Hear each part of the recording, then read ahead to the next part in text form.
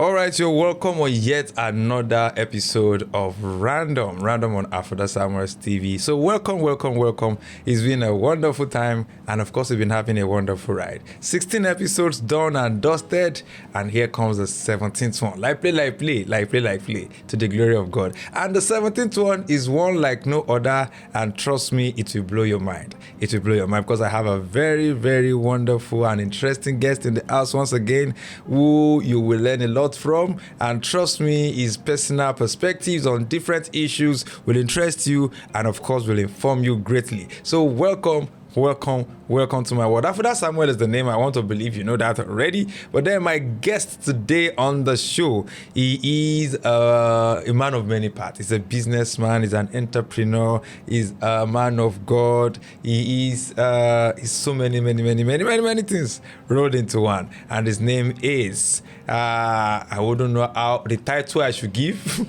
I should give pastor, I should give mister, I should give a lot of titles are coming to my head now. Or sir. Kingsley Aderito Prince Will. You are welcome, sir. Thank you so much. It's nice being here. Thank you so much for coming around. Yeah. Thank you so much. Thank you.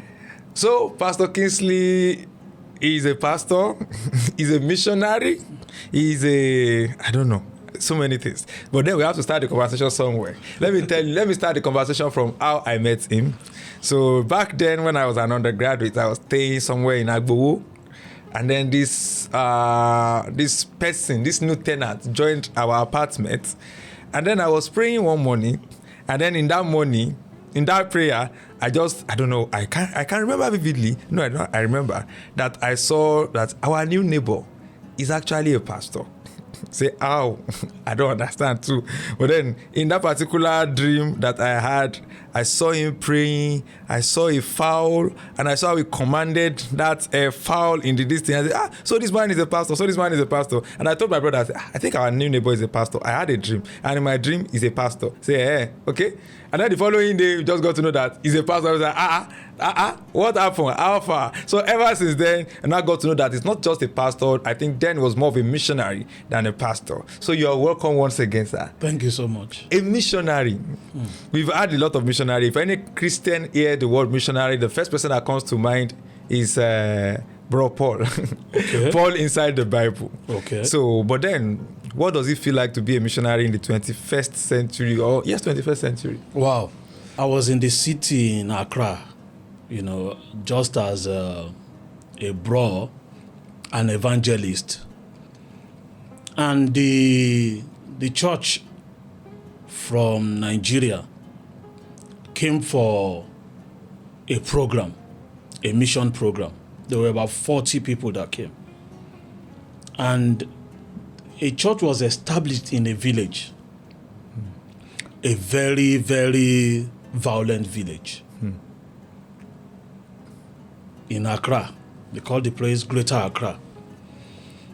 And then, as we went there to supervise the place before the mission program, I heard the Lord tell me, you will come here to pastor. Inside me, I said, God forbid. Because it was a spiritually thick environment. You could sense that this was a place filled with a lot of evil. So I said no. In my mind, I said no. But then the mission was established, and the church said I should go there and be a temporary pastor. I said, no, I won't go. And that took about 6 months of me saying... back and forth saying, I can't go, I'm not going there. I mean, there's nobody that wants to leave the city to go to the village. Area. I mean, what are you doing there? And then this is a rural area that you hear a lot of things about in the news. Whenever you hear in the news about this area, it's all about violence.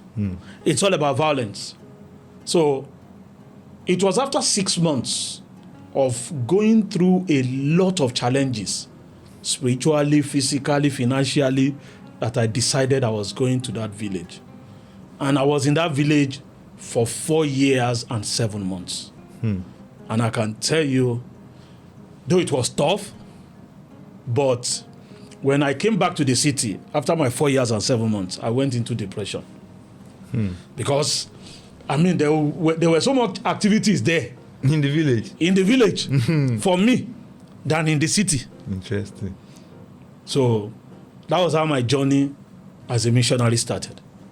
Yeah. So now, when you when we read the Bible and we heard of all the things that brought Paul the evangelist, Paul the missionary, what he witnessed, what he experienced, what he encountered, is it quite similar to what a 21st century missionary to where they encounter? Oh yes, you will face a lot of things. You will face a lot of things. You would. I went through a lot of experience in that village. I remember the first week I got to that village, that I moved into that village. I was at the bus stop to board a taxi to town. And I stood at the wrong side of the bus stop. And an elderly man, very old man, came to meet me. And in their language said to me that, Osofu, that means pastor. Okay. I wasn't just like one. He said, Pastor, that's not the place you will get a taxi to where you are going. That I should move to this other side. So I moved to the other side, and then I got the taxi. But when I moved to the other side, I looked and didn't see the man anymore. The man was gone. There were a lot of things there were a lot of demonic activities that proved to me that the Bible is real. That proved to me that God is still in the business of sending people out as missionaries. We have missionaries to the villages, we have missionaries to the cities. In actual fact, we have missionaries to the churches. Interesting. Yes. Interesting. Yes. You said something earlier. You said that was in the village you're talking about is in Accra. It's in Accra. You are a Yoruba man. Yes. Born and bred in Ibadan. In Ibadan. What took you to Accra? Okay. Well, God has a way with human beings. I actually went to Ghana to travel out. Okay. Yes. Actually went to Ghana to travel out. Out of Nigeria. Out of Nigeria. Okay. But Ghana was not already. No. Ghana was not the destination. Mm-hmm. Actually went there to travel out, and then when I got there, I was there for 1 year, and I was living well in 1 year, expecting to travel out. And after 1 year of not traveling out, life was rosy. Life was rosy. I couldn't take it anymore. That what am I doing here? I would wake up, I was an entrepreneur early in life. I started my business at age 21. At age 21, I already employed 5 people in this city. I already employed 5 people at age 21 in this city. So I was used to work. But I was in Accra, Ghana. There was nothing to do. I was just living, eating. My mom was abroad, so of course money wasn't an issue with me. But then after 1 year, I couldn't take it any longer, and I secluded myself. I took 3 days off to pray, and the 3 days was for prayers and fasting.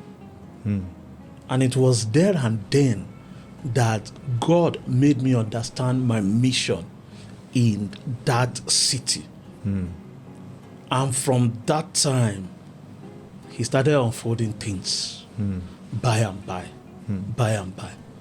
So it was actually traveling that took me to Accra in the first place. Yes. Wow. So what does it feel like as a Nigerian to live in another West African country? Wow. Or let me say another African country. Because we've had so much. In fact, just recently, Ghana is still in the news again. Yes. And we had some issues with some Nigerian tribe. I won't want to mention the name of the tribe now, even though I want to believe everybody knows that they have issues with some of the indigenes. And there is always this banter going on online between Ghana and Nigeria, especially. Of course, we still have with South Africa and some other African countries too. Yes. But then, we've had so much about... I've also been fortunate, or let me say privileged, to travel and stay like a month or two in Benin Republic. Okay. And I know that Nigeria has a particular... There's a way they talk about Nigerians. Yes. So how does it feel like, as a Nigerian, living in another West African country? Well, it wasn't easy. Why? I will tell you that. Because you see, there is no place like home. Any other place you go, you are a second-class citizen there. Any other place. As long as it's not your own country, you are a second-class citizen. Ghana especially, you know, Ghana and Nigeria, we have this relationship that has been long. You know, we've come together over the years. But you see, there is that little. What do we call it? Do we call it rivalry, jealousy, sibling rivalry? I don't understand. Something like that.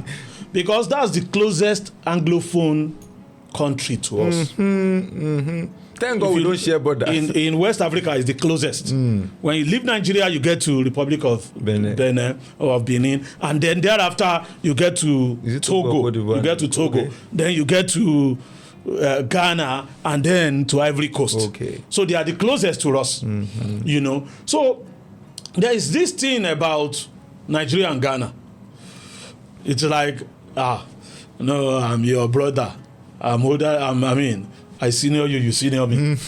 That's the challenge. That's the challenge. That's the challenge we have always faced.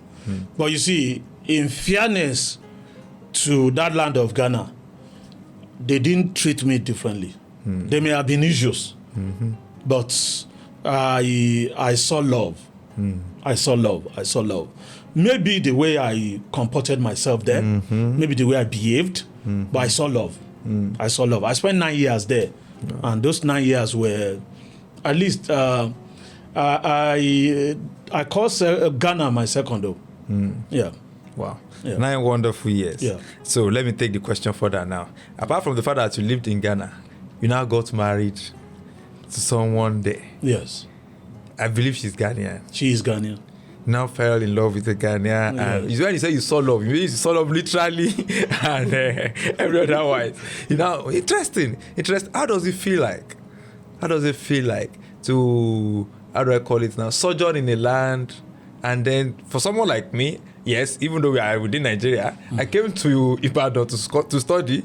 Then I stayed back in Ibadan. Then I met somebody who is an Ibadan indigene. Okay. And I got married to an Ibadan indigene. Yeah. So definitely, there's no way I want to say my story in this life now that Ibadan will not feature. So for you now, just like you said, Ghana is your second home. I think it has gone beyond just the fact that you stayed there, but because you are now related by blood with Ghana. Yeah. What does it feel like getting married to someone in your host community?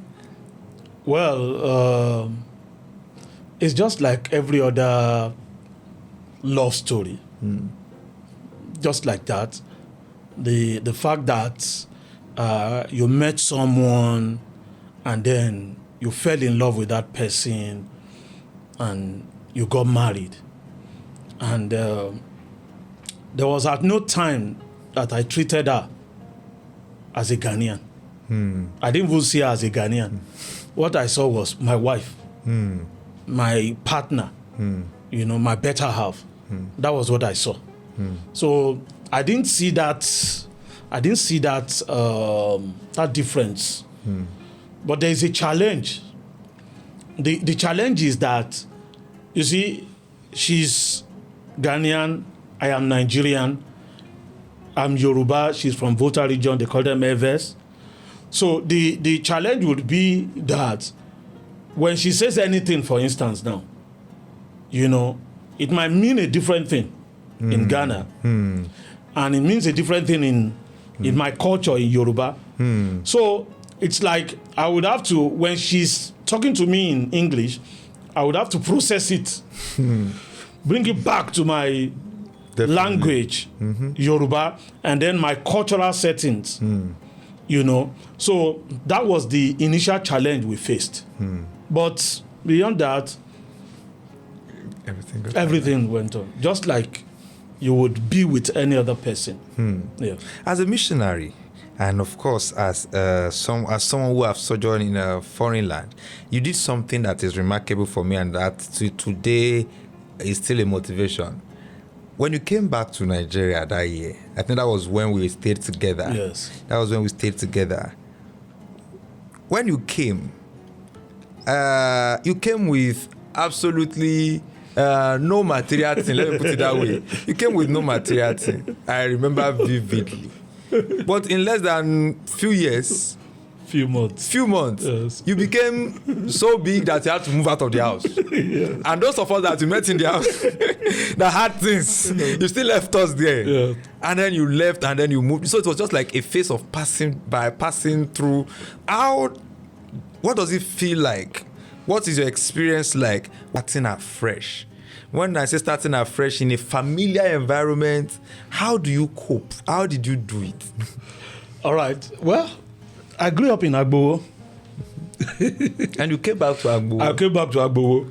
And you did not feel anyhow. And we have a family house in Agbowo. But you did not go there. They asked me to move to the family house. I said no. I didn't want my children to grow up in the family house. So, as we're coming back, I came back. I came to do some supervision, I stayed for about, I think, a month and a half. I lived in some guest houses. And then when we're coming back, we left everything there. We left everything there. I secured a place around Aduloju. God worked in miraculous ways then. I secured a place around Aduloju for 100 naira per day. What year was that again? That was 2010. Because in Agjava we paid 3,000 per month. 100 naira per day. That is a sitting room that has toilets, that has we had access to generator, to kitchen, to everything, to a big compound. 100 naira per day. That's 3,000 naira. Interesting. The owner lived in the United States of America. So when we're coming back, we came back with our things. We came back with our cooking utensils. We came back with our personal effects, like our clothing, little things we use. No chairs, no bed, nothing. And as we were living in the guest house, there was I had an opportunity to go back to Ghana to a youth convention to minister there.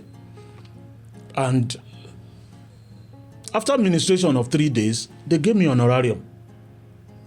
And then I remember the Holy Spirit told me that money is for your accommodation. I was like, but we have a place. We have a place now. We have a guest house now. And the man said, you can stay as long as you want now. But you see, the Holy Spirit sees ahead.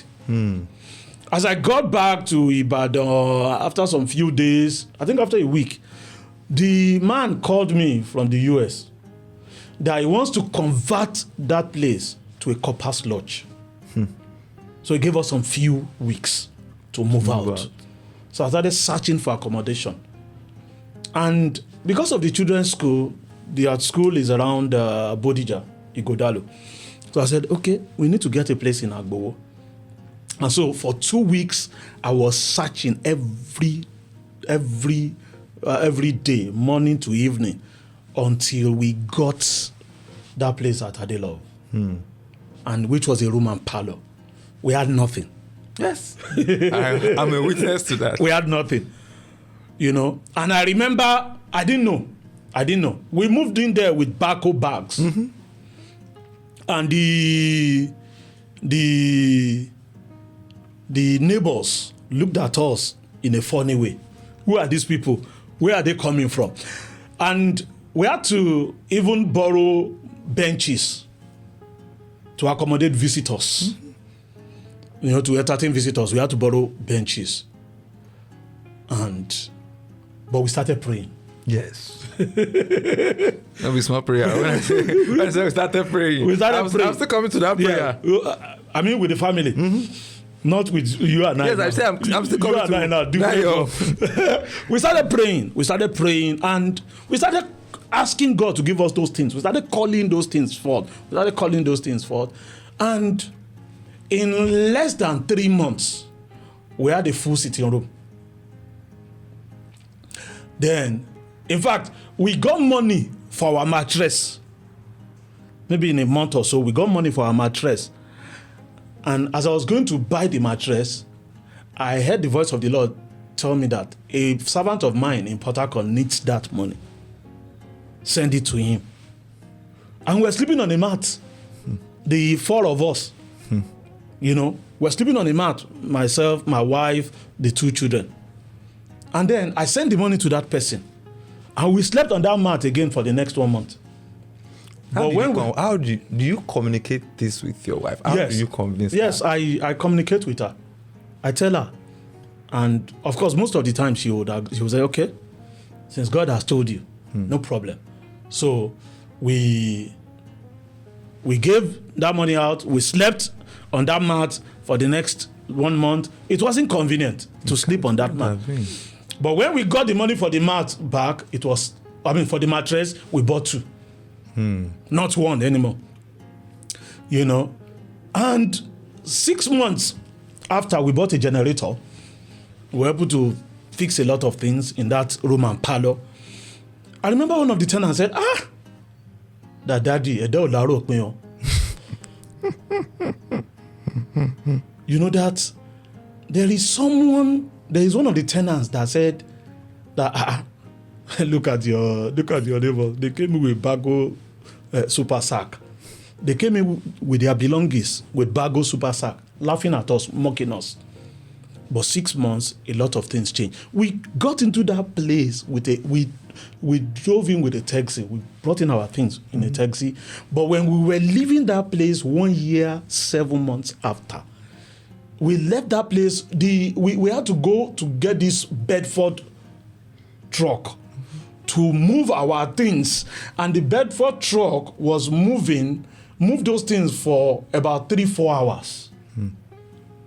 Moved our belongings after 1 year, 7 months for about 3-4 hours. And it was moving us to a 4-bedroom apartment. Yes. From a room and parlor. I remember these things very well. I remember these things clearly. Yeah. And like I said, up to date, it left a very, very wonderful impression on me that, see, guy, I don't know. There is a lot you can do that you are not doing. Not as a matter of comparison, but then you are in this house complaining. Of course, everybody wants a better life. Then somebody came in just as you were looking with nothing. And 1 year, 1 month, 2 months, 3 months, and everything happened right before your eyes. So then something is not about the environment. There is something else that is going on, and sincerely, that thing really changed my mind. That no, there is nothing impossible. Yes. Because I saw that. But then one of the things you did, which I learned from you, and of course, which I saw that too.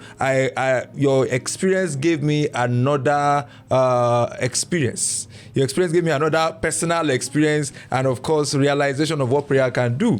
Because you pray a whole lot.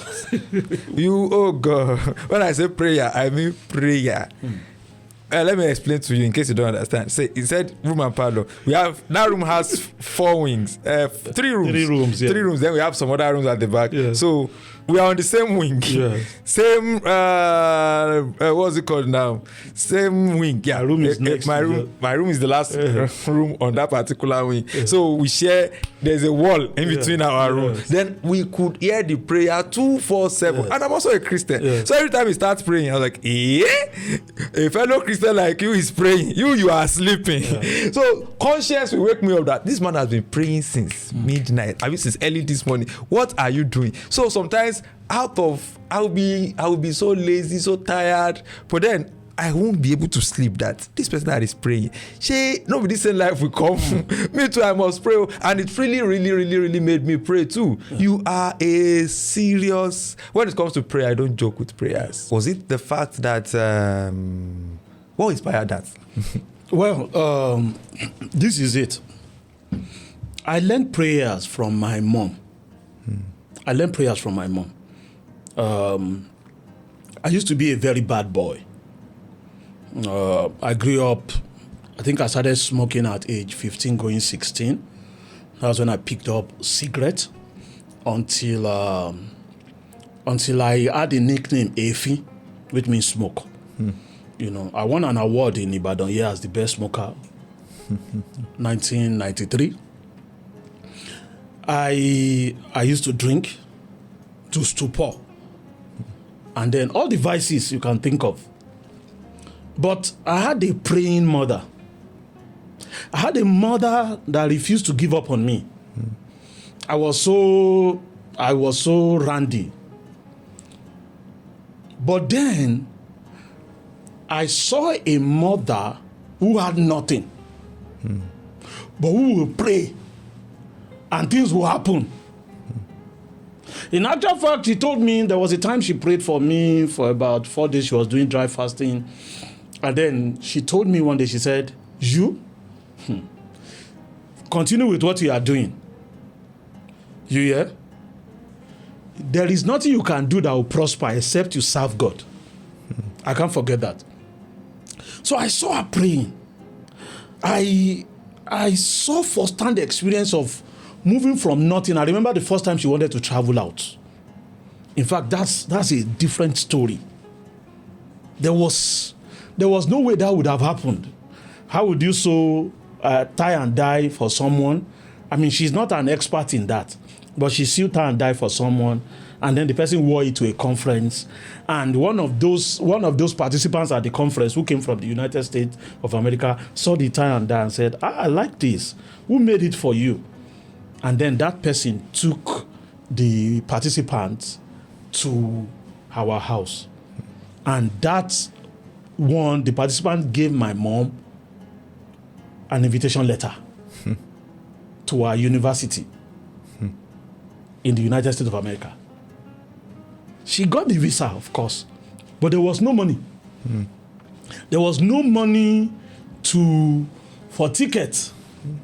And then we started praying. She taught me prayers when I didn't even know what prayer is all about. What prayer was all about. She taught me prayers, and then I saw things happen. A stranger gave her the first money for a ticket, a PTA, 10,000 naira. Then, you know. So I saw firsthand how prayer worked.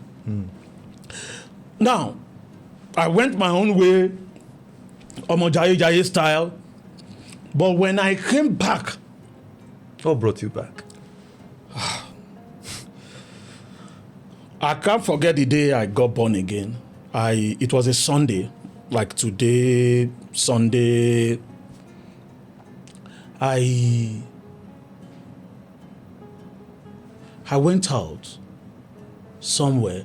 Sometimes when I want to discuss with people, I have my own, I didn't grow up with both parents. I grew up with my grandparents. So sometimes I feel down, I feel depressed.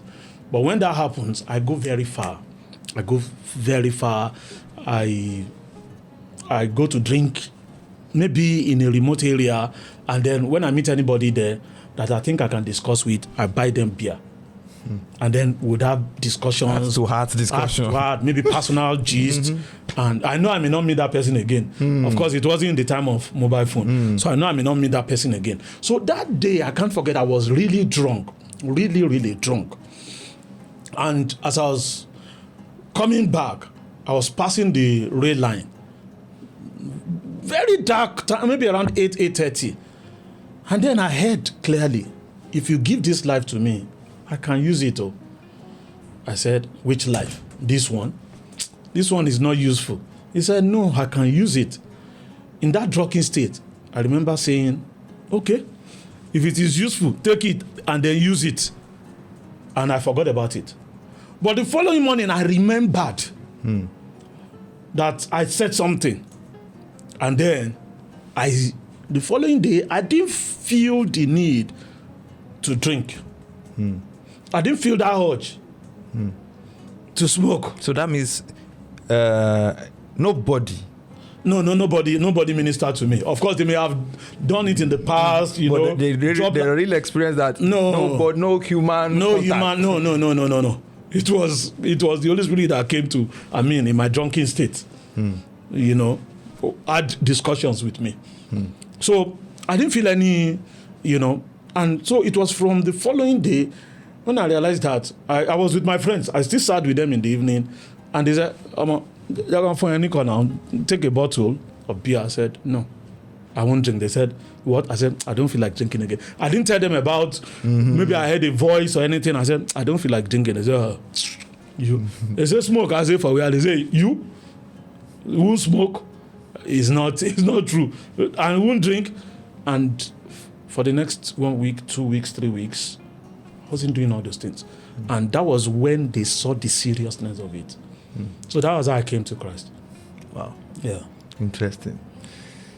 So when you now came back, you were talking about prayer. That was why I interjected. That's what really brought you back. Said you saw your mom pray. Yes. And of course, that gave you a first-hand experience of what prayer can do. Yes. And then you always go back to it. And of course, you always use it every time when you feel there is a need to do this. Yes. And then the prayer really worked wonders. Yes. What is the biggest thing? What do you think is the biggest challenge that you've overcome with the power of prayer? A lot. A whole lot. I don't have Specifics. A ready example now. But a lot has happened with prayers. A lot has happened, especially on the mission field. Even when I came back, I've seen a lot change with prayers. I've seen God do the impossible. Things that I felt couldn't be done, He has done it with prayers. When I wanted to get my first car, I heard the Lord tell me that now it's time for you to get a car. And I was like, I've been thinking about this, but I don't know if it is my own thought. He said, no, now it's time to get a car. And I started praying towards it. And I can't forget that day. It was a Saturday. He said, move out now. Move out. You have prayed enough about this car. Move out and go and search for a car. And then when I moved out, I went to search for a car. I saw the car, but it was expensive. I looked at my bank account. It wasn't much. And as I was strolling back, I saw one car parked in front of a church, a big church within the city. And I said, I like this car. And then I approached the church because it was parked in front of their place. And as I approached the church, I met the owner of the church, who is an archbishop. And then I said, I like the car. And the man said to me, how much do you want to pay? Normally when people want to sell things, they tell you the amount they want to pay. And besides, is there for sale on the car? Yes, well, they put a bottle of whatever on it now. It's okay. When they open the engine, new engine, the man just changed the engine. New engine, they started the car. The AC is good, cool. Freezer. So, he said, how much do you want to pay? I said, what if you give me this car? He said, he laughed. He said, that's possible.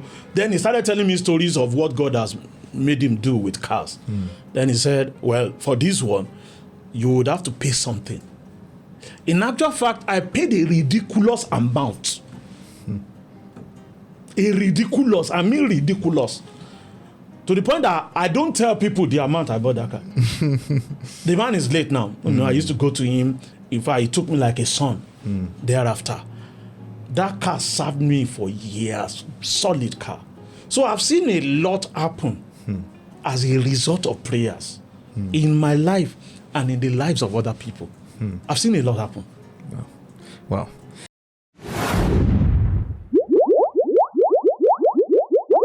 So now let me go back a little bit. You said you started smoking maybe around 15. I was 15 going to 16 years old. What could make a teenager think of? Yes, you know there are what's it called now, peer pressure and all. Well, why do you, in your own case, why do you think you start smoking at that time? Well, I was going through the teenage stage. Okay. That's one.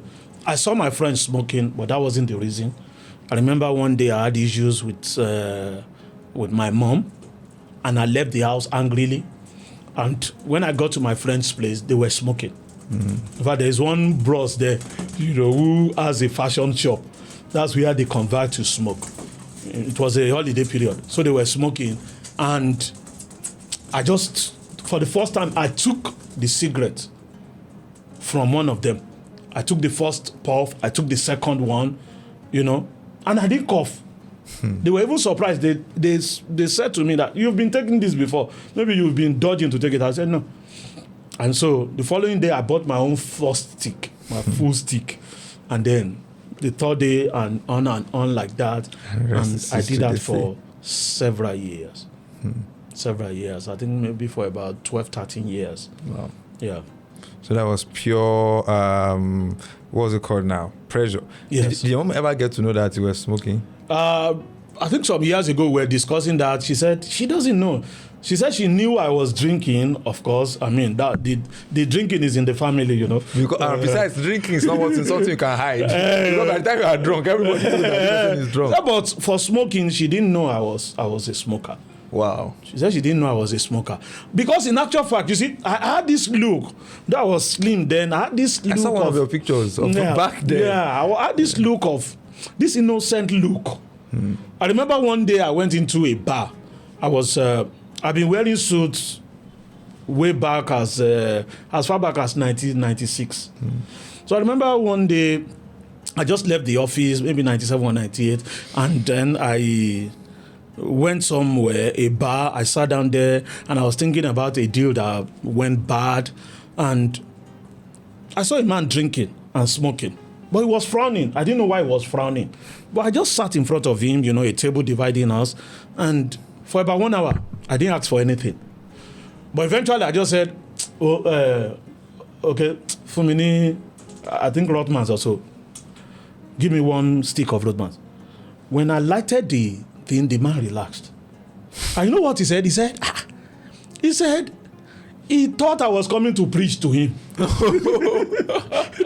that was why he frowned his face. Okay. What's this man doing in the bar wanting to preach to me? So it was something that then it became a strong addiction, a very strong addiction. I always tell people, you see, smoking is one of the most expensive addiction. Not as if because the cigarette is expensive, but because of what it does to the system. Yeah. All right, it's been random, and of course we are still talking to Pastor Kingsley Adenitor Prince Will, and of course we've been talking on everything that I know as a person from first-hand experience that is of interest to him. So now we want to move to another level, another phase, still on random, and I want to talk about you have a peculiar ministry, let me put it that way, because later on while we were staying together, I got to know that you have a message you are particular about, and I've seen it, I've read it, I've heard it from you several times. Daddy, where are you? What gave birth to Daddy, where are you? And then you start 24 things your father didn't teach you. So let's really talk about the ministry and that particular message. Well, I didn't grow up with my father, like I said. I was born out of wedlock. My dad was in the university, my mom also in the university when I was conceived. So, and I lived with my grandparents. Maternal or paternal? Maternal and paternal. Okay. At different times. Okay. And I remember the first time I saw my dad. the very first time I saw my dad was we were supposed to meet in my paternal grandmother's. Like, how old were you then? Maybe I was 8 or 9. Okay. Maybe I was 8 or 9. And that Volvo 740 passed us. My uncle was taking me there, my maternal uncle, was taking me to that place. And then I saw the Volvo 740 pass us. And I said to him, the man inside that car looks like me. I didn't know he was going to my grandmother's place. We were on the road coming. When I saw him, I said, the man inside that car looks like me. And he didn't say anything. So when we saw each other at my grandmother's place, that's my dad and I, that was the first time we hugged. And that was the only time. That was the only time. I never lived under the same roof with him. Not for one day. Until he passed on in 2012. Wow. Not for one day did we live under the same roof. And one thing that was lacking in my life was that fatherly role. It wasn't there for me. It wasn't there for me. I grew up very fast. Not on the street anyway, but that wasn't there for me. I was cared for. But then there is something about a child, you would always crave the attention of the dad and the mom. There's nothing like a father and a mother being together, when a child is growing up. So I didn't get that. And that was what gave birth to that ministry on fatherhood. In actual fact, the ministry is Fatherhood Africa. Yes, Fatherhood Africa. Fatherhood Africa. And it used to be Jephthah's generation when we were in Ghana, because Jephthah did not grow up with his father, So then we later turned it to, Jephthah did not grow up with both parents, rather. Then we later turned it to Fatherhood Africa, to help those people, teenagers and young men and women not growing up with both parents. And let me tell you something that I've noticed. If I meet 10 people, 7 out of them we share the same experience, the same background.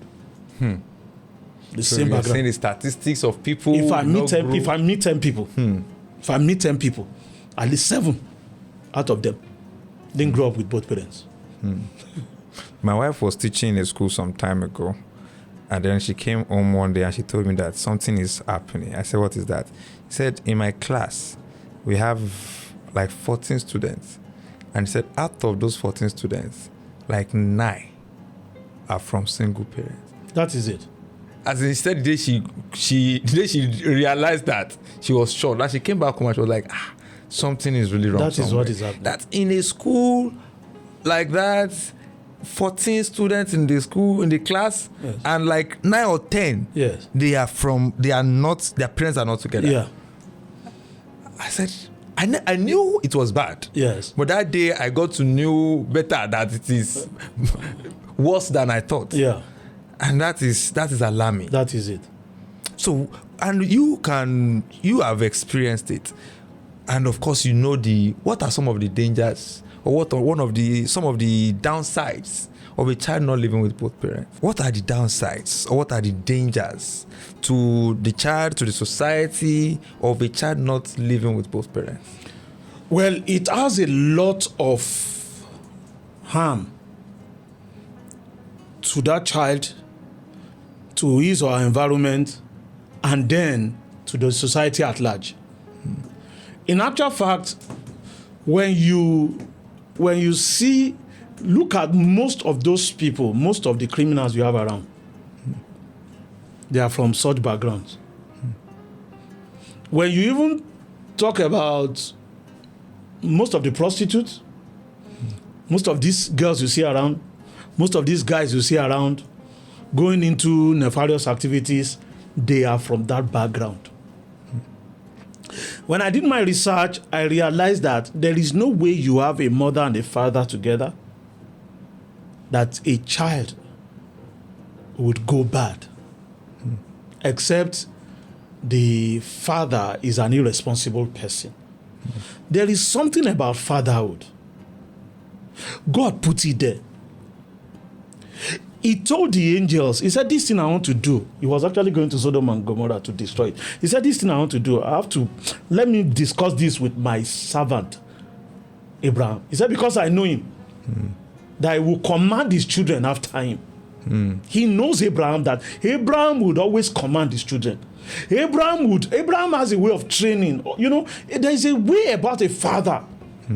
When a father is around, the child would be careful of what he or she does. Have you noticed that when a child is misbehaving and you tell that child, just wait, let your father come, that child will cool down. He will behave very well. Our society is what it is now because of single parenting. I always tell people, there is no bad woman. There is no bad woman. I've done my research. But there is a woman who has been messed up by either the father, the brother, by a man. A man is involved. But when you look deep down, when you can sit with that lady, sit with her one-on-one, you will realize that that lady is one of the nicest person you can meet. Or you can ever meet. So, father, what was it called? The role of a father is important to the society. A man told me one time, he said he didn't grow up with his father, but he said the father told him that, he mentioned his name. He said, see, I didn't say you should not do anything that is bad, but don't spoil the name of this family. And the guy said, that thing stuck. In anything he was doing, he was careful. One time like that, when I was younger, I used to pass a school. I attended Loyola College, so I would pass a school behind Loyola College, girls only, and going home.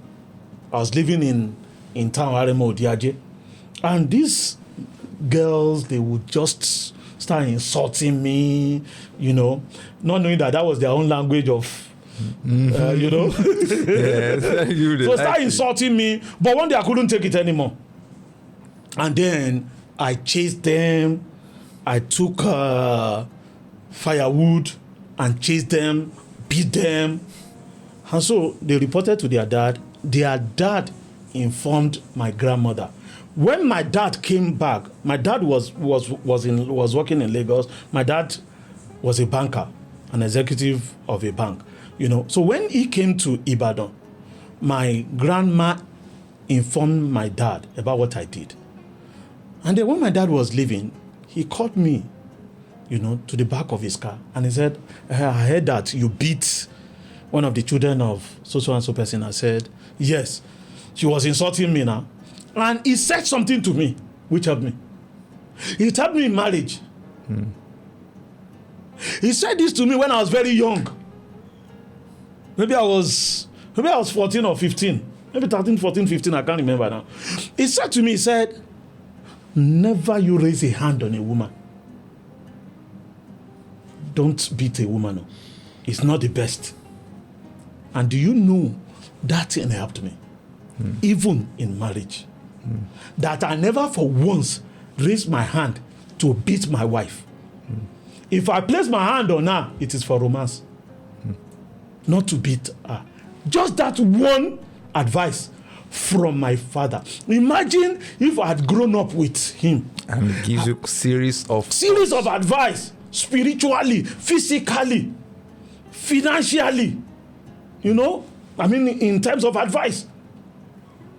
God created that thing as a balance, a woman and a man, taking care of a child. When you see anything that has two heads, it's a monster. So when you see a woman doing the role or playing the role of a father and a mother, it's a monster. It's not as if she wants to be a monster. But that's not her role. No, God has separated it. God knows what He is doing when He separated it.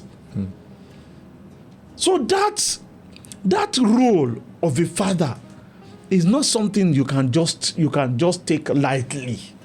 No, it's not. It's not. If it is not there, the society is affected. Yes. Wow. I like that.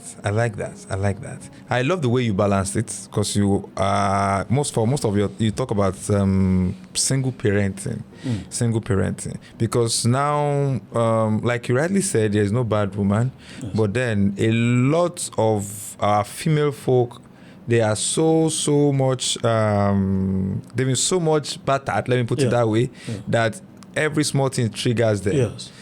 If care is not taking this kind of what you have been saying, that's why I say I love the fact that you're balancing. They will take it out of context. Yeah. They are always blaming the woman. Why is he saying that a woman? But I love the way you have been able to balance it. That whether a father is playing the role of both a mother and a father, it is not the design. No, it's not. And the person will definitely, there will be a malfunction somewhere. Yeah. Now, you have 24 things your father didn't teach you. Yes. I know it's quite lengthy. Yeah. Can you tell us, like, the four on top of those 24 things you believe that your father won't teach you? All right. Those things are, you see, I got those things from the Holy Spirit. Because when I started out, I started going to schools, going to youth gatherings, talk to them about abstinence, about sex, But there was a day I was taking my children to school, with my wife. They were very young then. And then I've been praying. I've been asking the Holy Spirit that, is it the only thing I'll be talking about? Abstinence, no sex, this, I believe there are other things. And then He dropped it that, what of if you talk about 24 things your father didn't teach you? Wow. I turned to my wife and said, the Holy Spirit just dropped an idea of 24 things your father didn't teach you, and how those things shape your destiny. And the following month, we gathered some youths in that village. We gathered actually 120 youths. That was the first teaching. We taught them about, we have never exhausted 24 things. And those things, He started showing me one after the other. What your father didn't teach you about confidence. What your father didn't teach you about, taking new grounds. What your father didn't teach you about, even on dressing. What your father didn't teach you about communication. A lot of things that I lacked. That was what He was showing me, that there are other people that will lack such. What your father didn't teach you about marriage. What your father didn't teach you about letter F. So, in the direction of what any child from a broken home or that is being raised by a single parent, those things he lacks. That's what He has asked me to go teach them. Yes. Them. Yeah. So when we're talking about the effect of this on the society and all, what role do you think an average person or an ordinary person can play in the life of such a child? A child that is not lucky enough to have both parents raising them, and then you as a neighbor, as a friend, as a brother, that there is something wrong about the upbringing of this child. What roles do you think anyone could play if you are around such a child? Because one thing about that thing is that the person might not know. Not that the child does not know.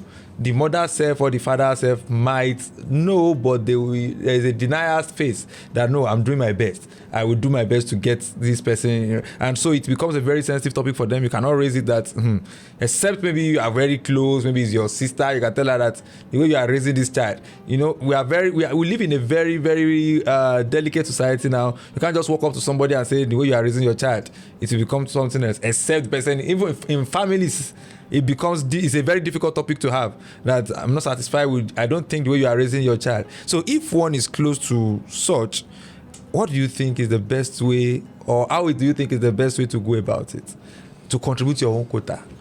You may not know how to talk to that child. See, when I was growing up, they saw me as a bad boy. They didn't know what I was going through. They didn't know the trauma I was going through of not being raised by both parents. What they saw was a bad boy. What they saw was that smoker. What they saw was that guy that gets drunk home. What they saw was that guy that is randy following girls. They didn't see that I was trying to fill a void. They didn't see the emptiness in me.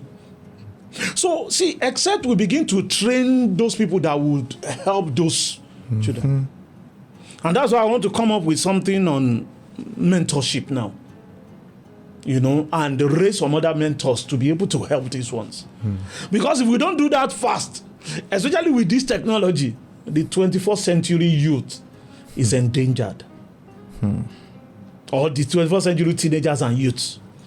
So-called Gen Zs, Alphas, they are already they are already endangered because it's obvious that they are more sophisticated. They are smarter. They are, let me not use the word wiser, but they have these things at the tip of their fingers, and they are bold with it. Bold. So if, like Riley said, they are not shaped quickly, forged into whatever you want to forge them into, I'm afraid that only God knows what they will do. What they will do in the nearest future. Yeah. So we need mentorship. We need mentorship. We need to train the trainers. For instance, to go into schools. You mentioned, about your wife teaching in a school. Out of 14 pupils, 9 are raised by single parents. These children need help. They need help. How do they get it? How will they get it? And then, on top of being raised by a single parent, they may have had challenges coming from home, trauma. And then the teacher too has issues. The teacher too may have grown up like that. And then the teacher start to abuse the child. Verbally. And then, I saw a teacher one day in Lagos beating a child. And I could feel that he raised the cane with so much anger that I know he was transferring aggression to that child. There's nothing the child could have done. No. I'm in primary school. Primary school child. So we have it's passing from one generation to another generation. Effect. Yes. And so we need to stop it. We need to stop it. And it's more now. We have a lot of baby mamas. We have a lot of, we have a lot. It's getting more sophisticated. Yes. They are getting new names for it. That is it. So, and everything is getting rebranded. That is it. Before now, it used to be a thing of shame. Yes. But now, it's becoming a norm, so to speak. Yeah. And then in the next few years, if care is not taken, it becomes a trend. That, man, if you want to ball, if you want to be a trendy person, you have to be a baby mama, you have to be a baby daddy. That is it. So, the only way we can help now is to train the trainers. Is to raise mentors.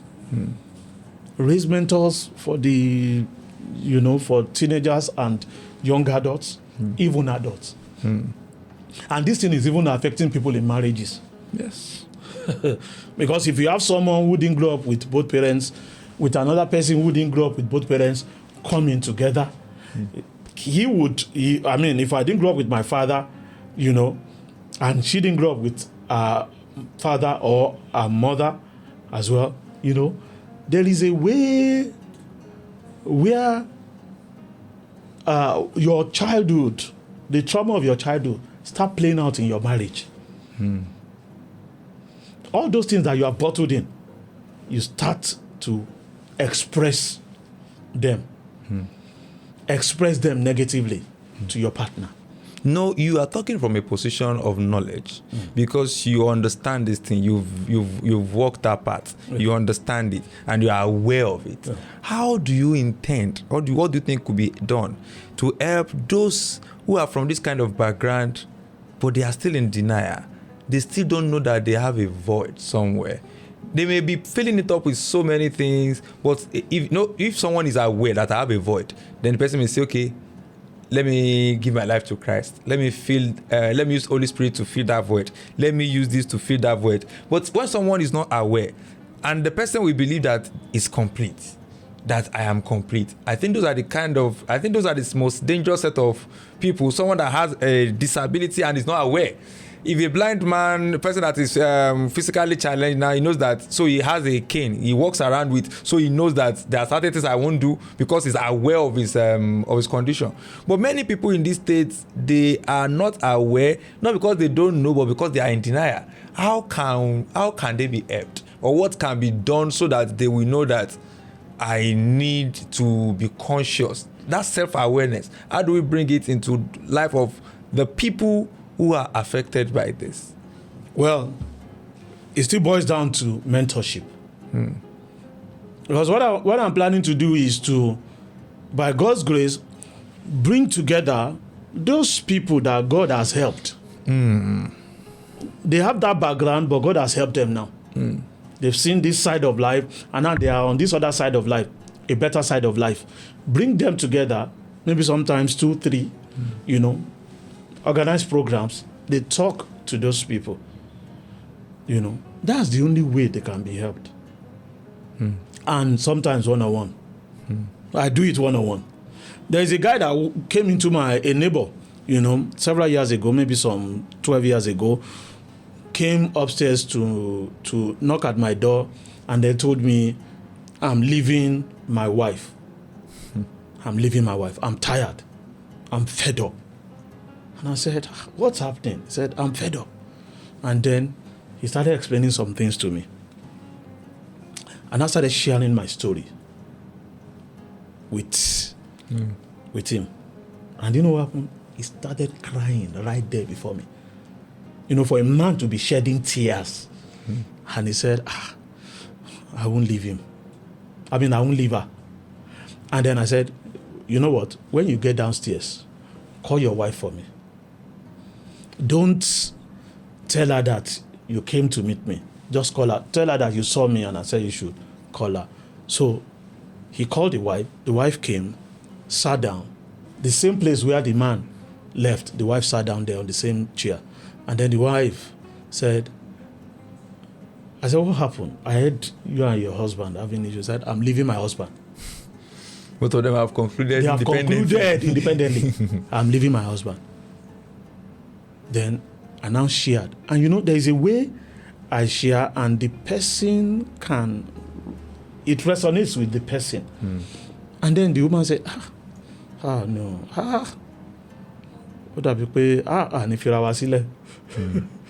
So we can work on this. I said, yes, we can work on it. And they both came upstairs, and then I talked to them. That was 2013. I saw the woman last year, and I said, how is your husband? He said, we've been wanting to see you. It's been a while. He has gone to work. They are still married. You see, so we need people that have gone through that experience. If you have not gone through that experience, there's not much you can tell me.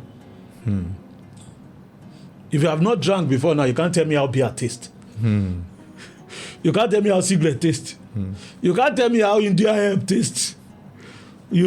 But you need someone. So some people can be trained in that direction, and then they be sent back to the society, sent back to schools, sent back to youth gatherings to train them.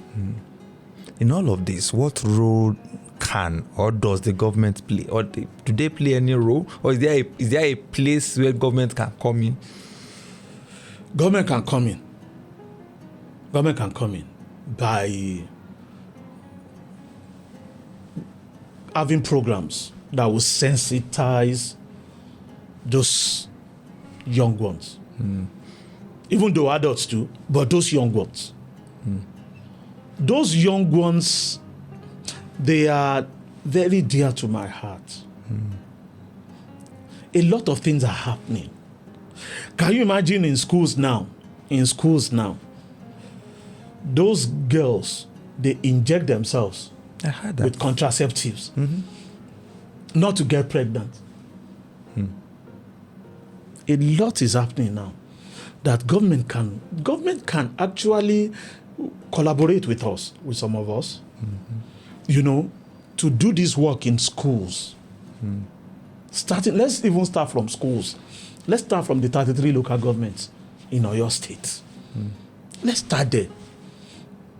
Sometimes you want to enter schools and then they tell you, go and get this letter, go and get that letter, go and get this. And then, apart from getting this, schools, and they yes, are some of the greatest worst heat. Exactly. The worst heat. I was in a school talking to the teenagers, and then by inspiration I said, you are here, you are pregnant, don't abort.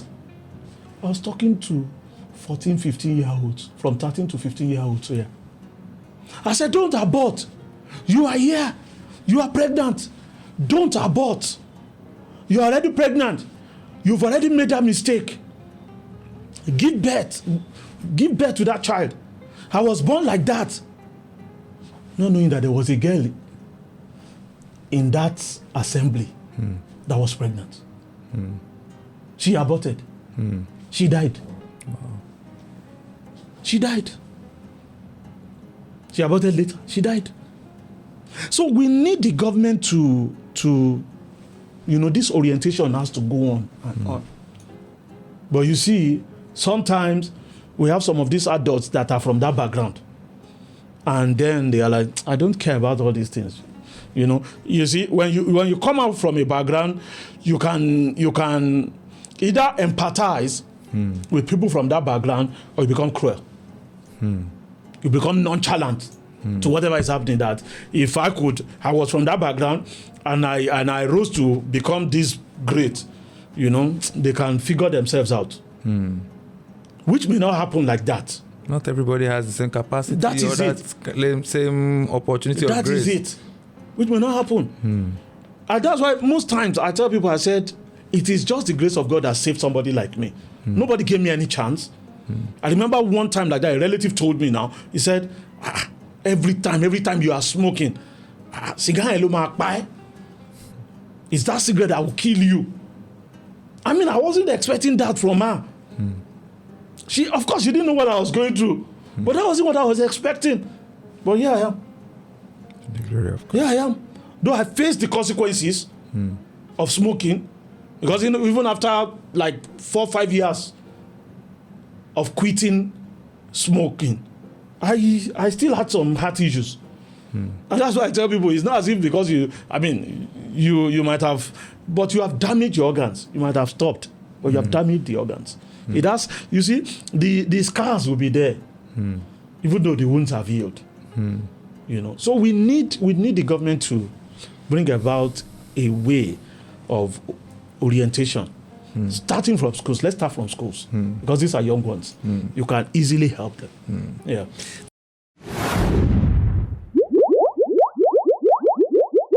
Thank you so much. It's been random, and of course we are not done. I still have like 2 places that I want to take my guests to before we leave here today. But like I said, the beauty of this thing is random. We touch on everything that is of interest to him, and if you are very observant, you must have realized that this last topic is very, very dear to him, because his countenance and his movement has changed, because like I said, we touched a nerve that is very, very dear to him. Now let's move to something else. Let's move to something secular.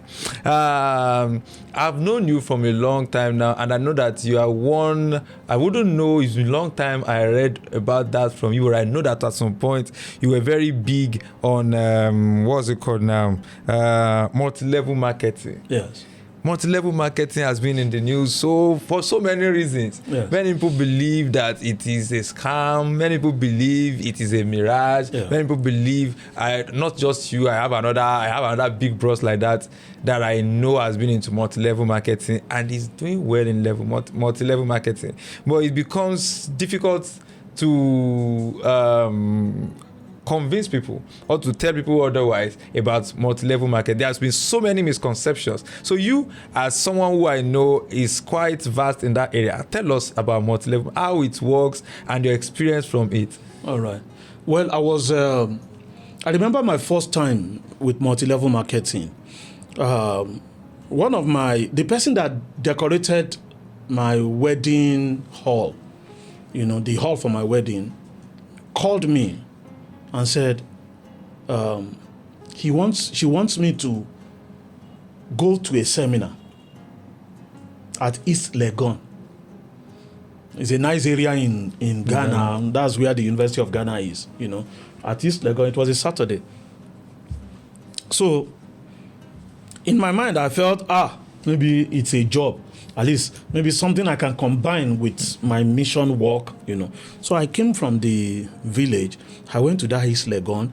We sat down in a car lot, and then there was this man with a marker and a board who started drawing some things, explaining some things to us, and on how we can make money.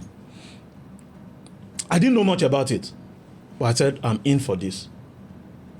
I just liked the concept. And then I read on it. I like doing research a lot.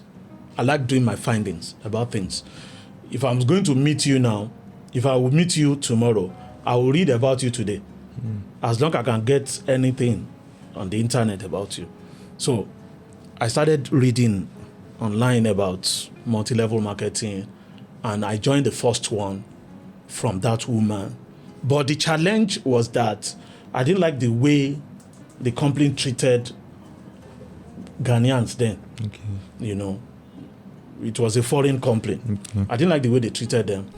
But I remember discussing with my pastor, my senior pastor, who didn't join me in that first one. But after some months, they joined one level, multi-level marketing company. But they didn't tell me for some time. But then after some time, they discussed it with me. And they said, we have a meeting on Tuesday. Will you be there? I said, okay, sure. And when I got to that place, I saw different kind of people, different class of people. I met a pilot there. I saw some bankers, accountants. I met some people. I met professionals there. I said, wow, I like this. So I got on board, and then I started. I remember one time like that, maybe about 1 month or so after I started, we call them upline or grand upline, said to me, he said, Pastor Princeville, go for bankers. You look like them. The way I used to dress. He said, you look like them. So I started going out to banks, talking to them about their health. And I started having bankers come into the business. I started having important personalities come into the business. And then, because I was on allowance as a missionary, this helped me. I was making more money from the multi-level marketing than what I received as allowance as a pastor. So that was 2006. Apart from anything that has to do with ministry, this is what I do. And I can tell you that, it's just like talking about any other profession. Network marketing is a profession. And you have people in it that have bastardized it. Yeah. Just like you have quack, you're a lawyer now. You have quack lawyers. You have quack doctors. The same way you have some people that don't do it well. I named my team Professional Enlightened Networkers. Why? I want people to see that professionals too can do this. I remember when I was in a company for about 8 years, and the people there that I have bankers, I have lawyers, I have medical doctors, I have professionals, I have kings. Wow. Yeah, kings. So it's a good way. But though when you look at it, there are some people that I've met some people in this city and even outside the city that will start begging from you. They move around from one place to the other. They are homeless. No. They gave it another name. They gave it a bad name. But network marketing is a profession, and it's a noble one at that. Network marketing has been around for over 80 years. Over 80 years. In actual fact, the average American family has one multi-level marketer among them. The average American family. So it's a noble profession. just like any other profession. And quite lucrative too. Quite lucrative. Because sometimes recently we had some awards for some young people. And I saw some girls, 18 years old, 20 years, making about 300, 400,000 startup per month. Wow. If that girl of 18 years old, after leaving secondary school, is to work in a POS shop, how much do you think would be maybe 15, 20,000? If you was to work in as a petrol attendant, how much? But these are girls having 200, 300, 400,000 naira every month. At that age. Every month. So that's how lucrative it is, But it's not cheap money. Yeah, it's not cheap money. That's what they call it, net work. You have to work for it. You work for it. But the work is the smart work. If you are doing it, if you are not catching fun doing it, then you are not doing the right thing. If you are not catching fun doing it. Yeah, you are not doing the right thing. I think that's the key word, because a lot of people do it under not compulsion now, but out of their need. Yes. That's why they want to go out and it's just like going to the gym. After 2 push-ups, you are checking your muscle because you are not enjoying it. You are just doing it because you want fast result. And I think I align completely with that. I think I align completely with that, because most times what really motivates people to go into it is the promises of you will make money, and that money is the only thing they have in mind. And so by the time they do 2 or 3 and they have not made the money, they are tired, they are frustrated. And Nigerians don't quit easily. Once they are tired and frustrated, they have to give it a bad name as an excuse for them to bail out. I think I align completely with that. Thank you so much for being a part of Random today. So finally, on a final note, I will be doing zigzagging. So I want to zigzag back now. Okay. Throughout this conversation, you have said it more than 10 times, if I don't mistake. So I heard God clearly. How do you hear God? Is it a gift? Is it something you pray yourself into? Is it what is it, and how do you hear God? Hearing God is like the way I'm hearing you now. Mm-hmm. What you said to me is the same way you hear God. Wow. It's as simple as that. You see, there is something I've come to understand. When we were growing up, I used to watch Kotuonu. Camera. Kotuonu. Abidjan. He was the first guy that used mobile phone.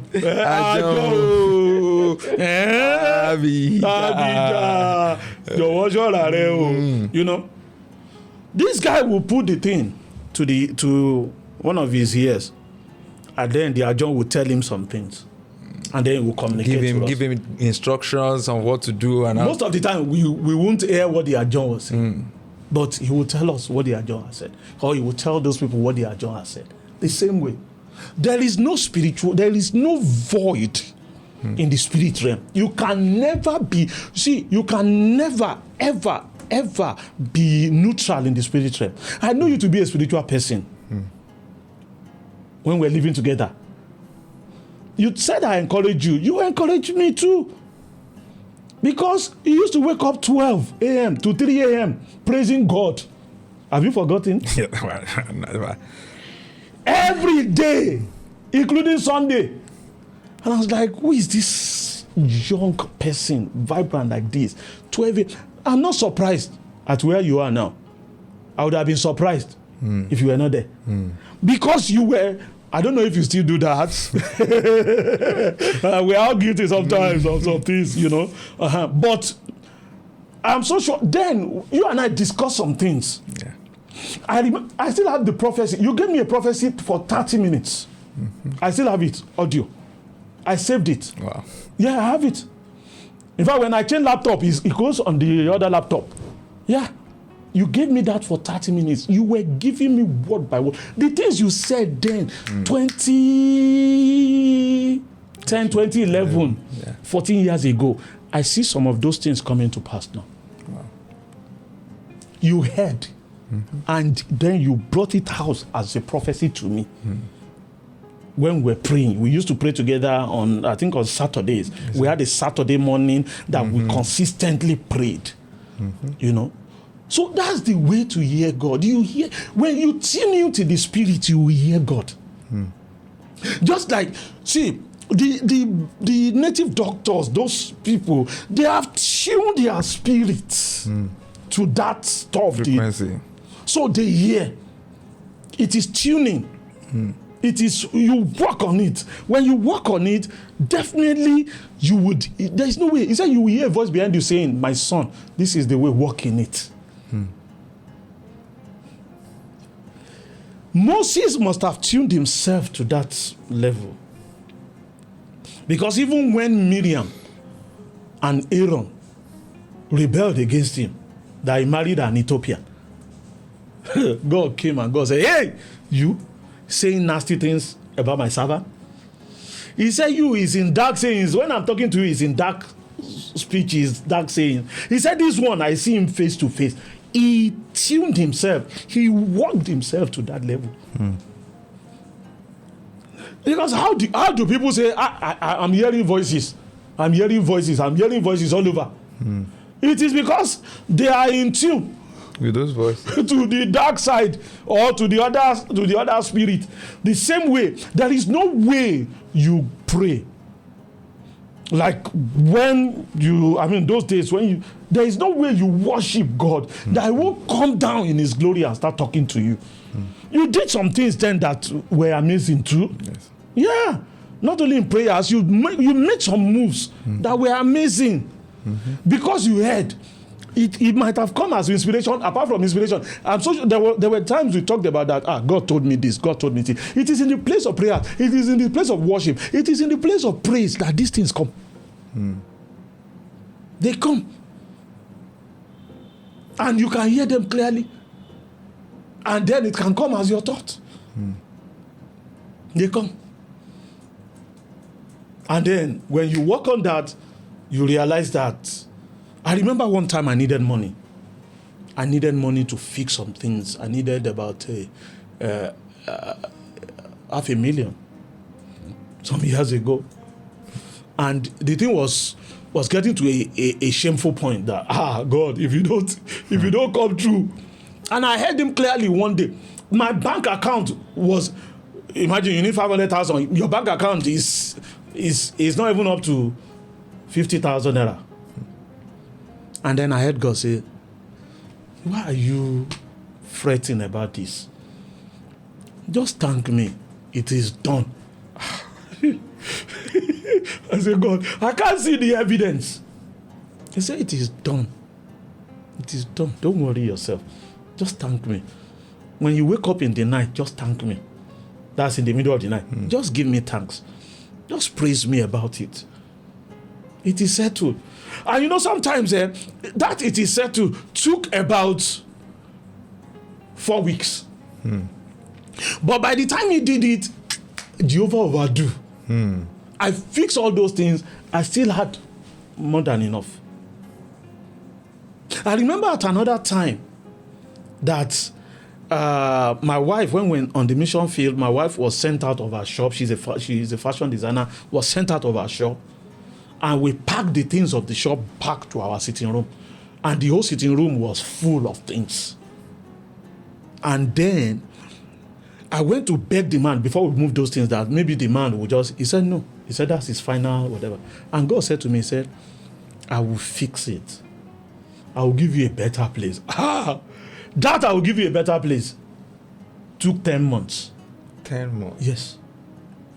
But when He wanted to give us a place, He gave us a place better than that other place. I think our problem is in the ability to wait. Because you expect that once He says He will fix it, oh yeah, where is the check? Because where He gave us, someone was still occupying there. But we're still working around it, praying, trusting Him. You know, but He said it. And when He says anything, He brings it to pass. He's not someone that will talk to you. And see, I always tell people, you as a child of God can hear God. It's not only servants of God that can hear God. But this is what I've noticed. I've noticed that the average Christian does not pray for 15 minutes. I don't pray like I used to pray before, but at least I still pray 2 hours every day. 1 hour in the morning, 1 hour in the evening, no matter how tired I am. And I'm thinking of still increasing it because I used to pray 4 or 5 hours before. The average Christian does not, it's not a boast, it's not being, it's me connecting, my spirit connecting to him. There should be a connection. Because if you are not connected, it's just like phone. You can hear something, the network is whatever, is either sweet, the network is, something like that, there may be a disconnection. But you want to hear from him, you connect to him. Prayer is his connection. And in prayers is when he tells you see, in prayers you are naked. That's one of the reasons why people don't pray. In prayer you are naked. Your sins will be told to you in prayers. The wrongs you have done will be told you. The person you have to forgive will be told you in prayer. So people don't want to come to God because they are afraid of being exposed. It is better you come to him. He tells you what you are doing, what needs to be fixed about it, and then you can move on with life. So to hear from him, you need to connect to him spiritually. Deep, collect unto deep. Yeah, that's how it goes. Thank you so much, sir. Thank you so much, sir. It's been another interesting edition of Random on Random with Afuda Samuel. And I want to be so sure that you have learned more than one thing. You've learned several things. And if you are particular, I know so many of us have been challenged today. Yes, as the essence of it. You've been challenged, you've been inspired, you've been motivated. And of course, you know the right things to do. That's all that we want to accomplish. I want to accomplish on this show. Thank you for being my guest, Pastor Kingsley Adenrito Prince Will.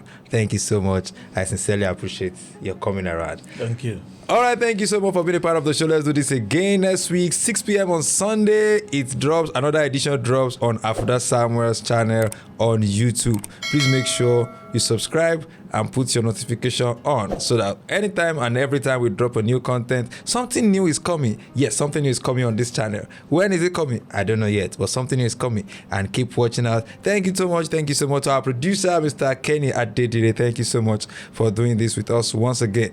Till next time we meet on the show, Afuda Samuel is the name, and I'm begging you to please take a wonderful care of yourself for me, simply because I love you all to the bones. Bye for now. Au revoir.